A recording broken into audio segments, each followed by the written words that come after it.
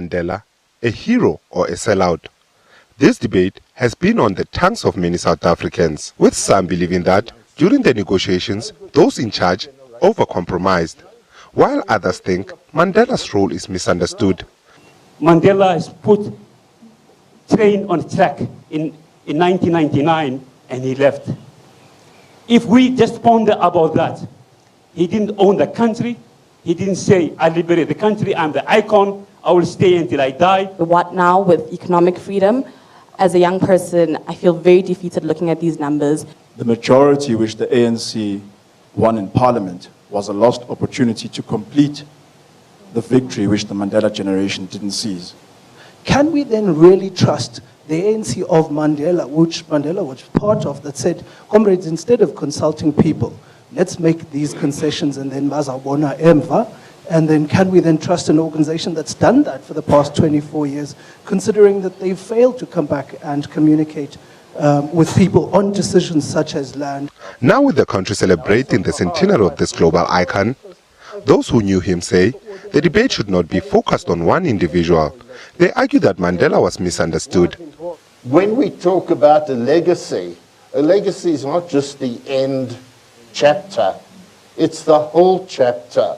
And a legacy of Mandela must speak to the poverty-stricken, downtrodden people of the world about rising up and challenging those who seek to keep you down. And if there's no other possibility, for change, then you have a right to take up weapons. That's a Mandela that we have to deal with and talk about. I think trying to make him the hashtag of everything that people want to either glorify or attack is not appropriate. Because I think he was a much more nuanced, complicated leader as well as political figure. He never was one thing and stayed that static thing throughout. And I think if one argues that the whole purpose of struggle and fighting is not to fight, but to actually get to a society that is a better society for the activity that you have undertaken. In the case of Mandela, that revolutionary expression found itself through the ANC. And in the ANC, Mandela had to learn many things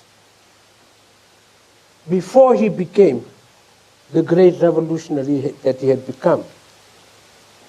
So, we should not extract Mandela and anybody else from the organization that molded them and made them. And that's the African National Congress. 24 years on, the question of what the liberation stands for still lingers.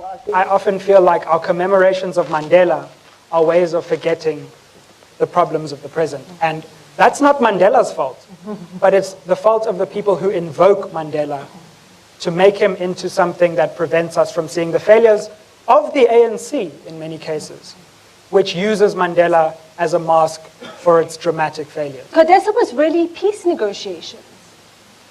It wasn't a negotiation to reconstruct the economy, to undo the legacy of Rhodes and then the legacy of the Dutch East India Company that came here in 1652. It was literally negotiations for peace. Nhlanhla Kgatlana, SABC News, Johannesburg.